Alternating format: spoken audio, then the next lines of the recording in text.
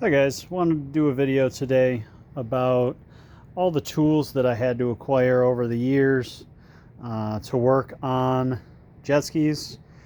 Just, in case anybody's getting interested this spring, summertime.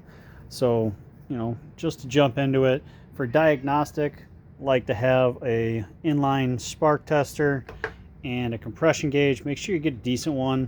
If you don't have a decent one, it's never going to be correct.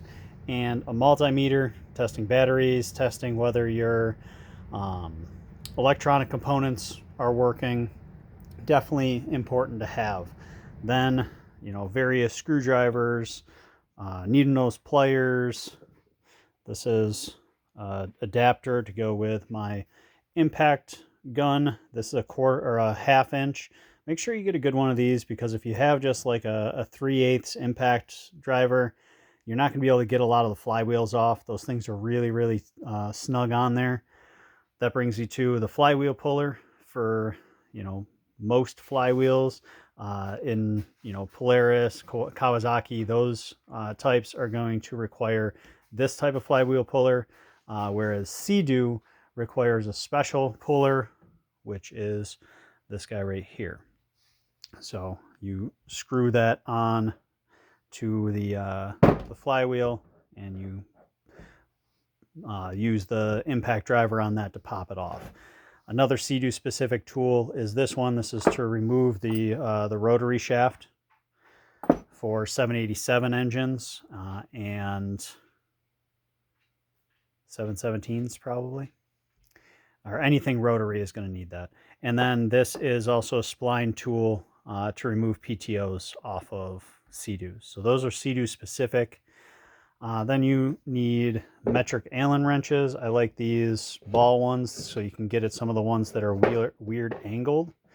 Metric short, metric deep.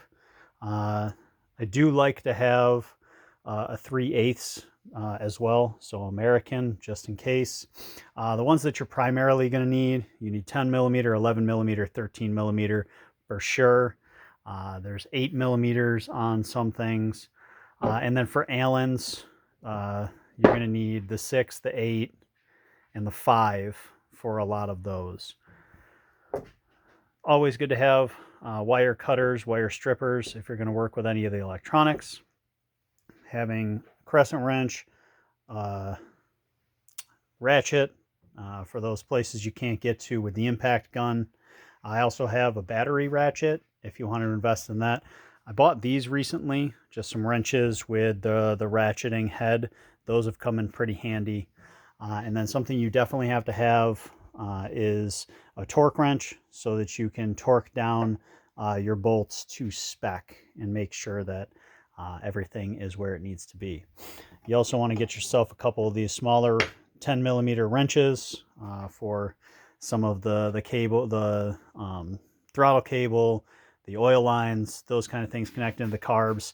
They're hard to get to unless you have a decently small 10 millimeter wrench. This is a tool used to get some of those annoying clamps off. The Oetiker clamps specifically helps get those off. I like to have a light for my forehead, so I can see into the hulls a little easier, and then 518 for putting things back together, mating surfaces, things like that. I also, because I like to keep my hands clean, have a nice pair of latex gloves on hand at all times, and some razors to clean off the mating surfaces, also obviously to cut anything that you need while you're in working on your jet skis. So a quick rundown on the bare necessities.